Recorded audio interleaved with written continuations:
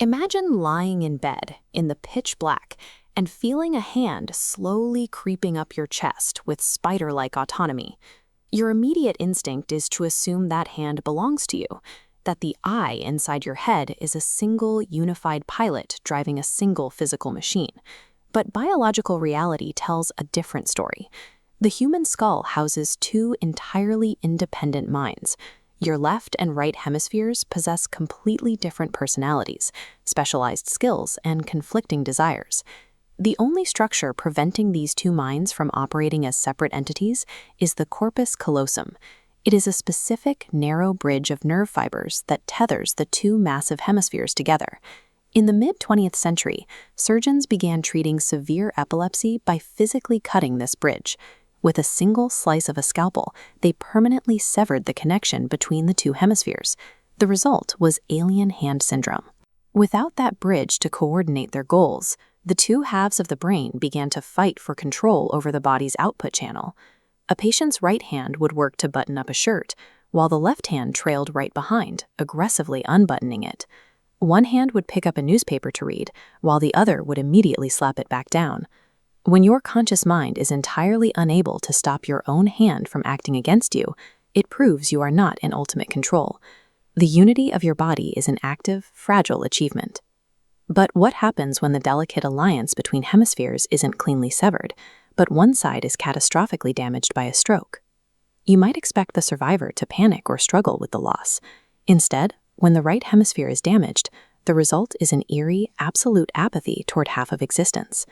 Patients with hemi-neglect, like a woman named Ellen, often appear perfectly lucid until they interact with the world.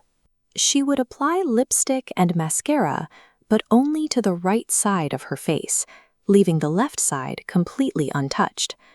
Another patient would finish his meal and complain to the nurses that his plate was empty, even though the food on the left side of the tray remained perfectly intact. These patients aren't blind.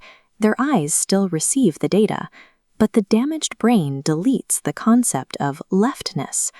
A healthy brain uses an internal searchlight to scan for attention.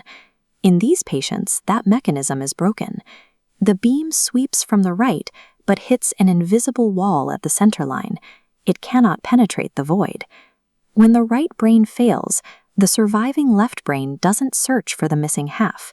It erases it entirely to maintain a false sense of order. This cognitive cover-up reaches its extreme with anosognosia. A patient named Mrs. Dodd was completely paralyzed on her left side, yet she remained blissfully unaware of her predicament. When her doctor asked her to clap, she would raise only her right arm and swing it in the air. When asked if she had clapped, she would confidently say yes. This happens because the left hemisphere houses the language center. It acts as the spokesperson for the entire brain. When the right hemisphere is damaged, the left brain no longer receives feedback about the paralyzed limb. Rather than admit ignorance, the spokesperson simply invents a fictional narrative to explain the lack of movement. The part of your brain responsible for logic and speech is a retrospective storyteller. It manufactures a coherent narrative, even if it means denying physical reality. This clinical evidence points to a chilling conclusion about your own consciousness.